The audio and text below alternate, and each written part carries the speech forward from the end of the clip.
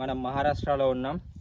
ఈ ప్రాంతంలో ఒకప్పుడు పెద్ద నది ఉండేది, ఇప్పటికీ ఒక నది ఉంది. బట్ ఈ నది కాదు, ఇంతకన్నా ఒక 6 కోట్ల సంవత్సరాల క్రితం నది ఉండేది. ఆ నదిలో ఉన్న చేపలు శిలాజాలుగా మారిపోయాయి 6.5 కోట్ల సంవత్సరాల క్రితం క్రిటిషియస్ పీరియడ్లో. ఆ చేపల పొలుసు చూడొచ్చు ఇప్పుడు మనం. ఈ పొలుసు చాలా లావుగా ఉంది, మందంగా కూడా ఉంది, అంటే ఎక్కువ వెడతు కూడా ఉంది. సో దీన్ని బట్టి దాదాపుగా ఇది ఒక 5-6 కిలోల వెయిట్ ఉండే చేప పొలుసు అని అర్థమవుతుంది. ఇలాంటి పొలుసులు చాలా దొరుకుతాయి లేయర్స్లో.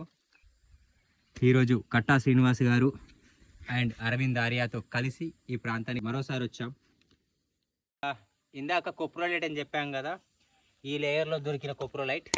అండ్ ఇక్కడికి వస్తే ఇప్పుడు కొంచెం స్టోన్ ఏజ్లో దొరికింది. ఇది కొప్రోలైట్ అనడానికి ఇందులో ఫిష్ స్కేల్స్ స్పష్టంగా కనబడుతున్నాయి. అంటే ఒక చేప లాంటి జీవిని తినేసి, చేపను తినేసి నా జీవి, అంటే ఇది మాంసాహారి. దీంట్లోనే కొన్ని ఆకు నారలు అలాంటివి కూడా కనబడుతున్నాయి. అండ్ శాకాహారి, మాంసాహారి అండ్ శాకాహారి. ఇది దాదాపుగా కుక్క సైజు ఉండవచ్చు. ఇదంతా కూడా క్రిటిషియస్ పీరియడ్. అండ్ ఇక్కడ ఒకటి చూడొచ్చు మనం, కొప్రోలైట్.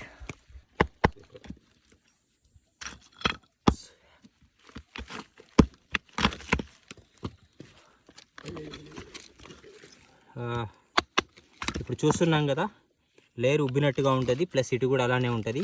దీన్ని బ్రేక్ చేసినప్పుడు ఇందులో కొప్రోలైట్ ఉంటుంది.